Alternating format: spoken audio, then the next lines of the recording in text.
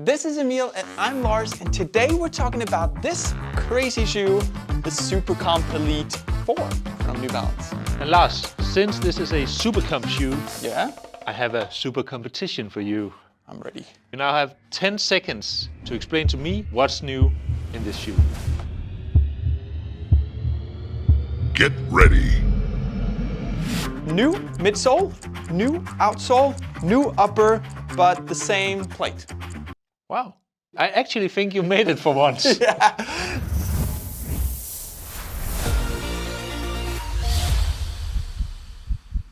I was wondering, Yeah? because the first thing you said was new midsole, Yeah.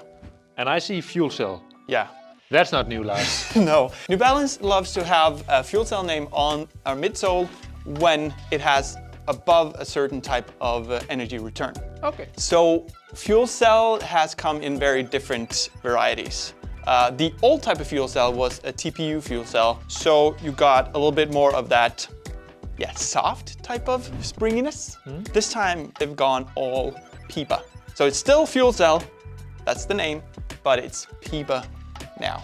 And for those of you who might not know, PEBA is the market leading in fast foams. Everybody else has sort of jumped on the PEBA wagon, and now New Balance is there as well. Does this new foam material make the shoe faster?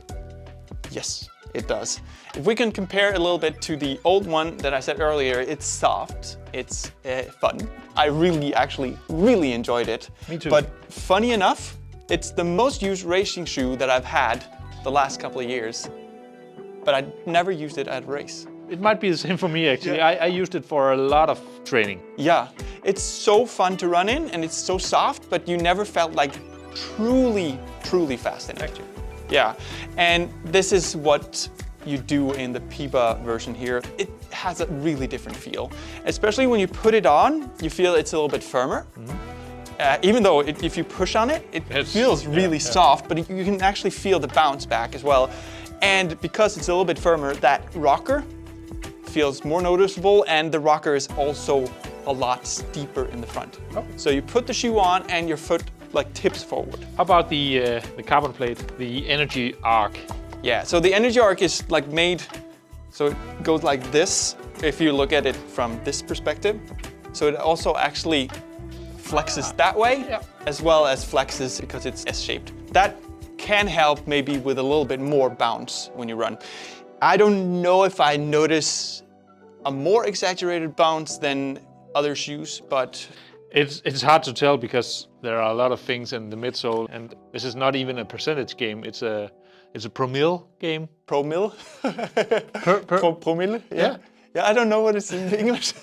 Yeah, it's very tiny details that make for the fastest shoe. Should we move on to the upper?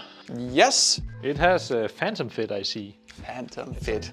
Actually, a pretty nice word. It's a really nice word, and I feel a little bit old in the shoe game when I see phantom fit, because almost when I started with running shoes, like, I don't know, 6-7 years ago, I saw the 1400, and the 1400, which was the marathon racer from New Balance, it also had phantom fit. Oh. So they've gone back. It's a gluing type of method. So you glue mesh together and you get this type of upper. It could be used in thicker and thinner uppers, but it is actually the same technology. it is the same technology nice. that So you it's not found just in a word. No, they've used the same type of technology to make this fit. And I really like it because there's usually nothing wrong with old school uppers.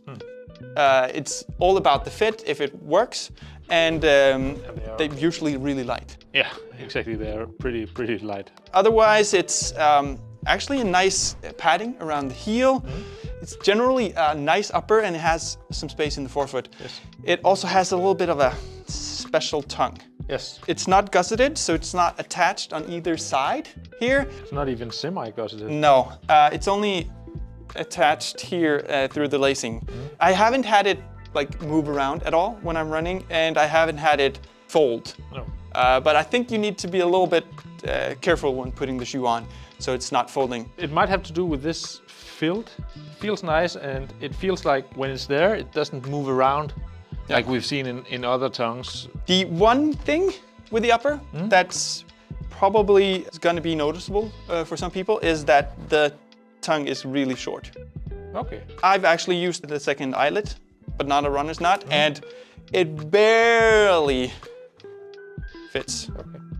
So it's okay for me. It hasn't gone up, but it's really, really tight. Yeah. So they try to save all the weight they can. And put on some longer socks. You can find that on RunningXpert. The outsole it's actually fairly good coverage, and it sticks. I haven't had any issues with it. I haven't had a really wet run in this shoe yet. So far, it's not been an issue, and it's actually quite thick. So I would imagine almost the outsole being done before the rubber is gone, as long as you don't like really drag your heels. The midsole, you mean? Yeah, the midsole will be done before. Yeah. New Balance actually said that they've tested this midsole, and the energy return stays really nice for a longer period. So it's not one of those 1 marathon, 2 marathon running shoes. It's actually supposed to last 300 to 500 miles, they say. Miles? They actually said that. Okay. I'll take that with a pinch of salt, maybe.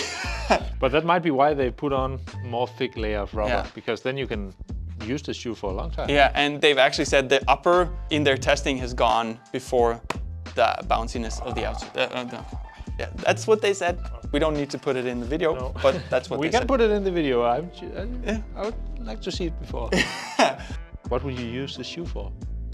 I would use this shoe for races, but I actually think it's better suited for longer races than short races. Okay. New Balance is also making a little bit of a lighter racing shoe, and I think that's going to be a little bit of a better shoe for the faster runs, the 5K, 10Ks. I think it's going to be really, really good either way, but it's so cushioned. It's a 4mm drop. It's nice and cushioned under your foot. It's like a really nice, comfortable marathon runner. Okay, so you say half marathon and marathon. Yeah, you can also use it. Yeah, but that's the most optimal. Yeah, for me, this is one of those you put on for a long run, for a marathon run, and I would actually use this in a race. Yes, and then it seems like it's pretty durable, so you might have a long accommodation period. Yeah, you can actually as well do some longer runs in it before you do a race. You can buy it. Where can you buy it? That's normally you. You know where to buy the shoes. You can buy it on RunningXpert.com.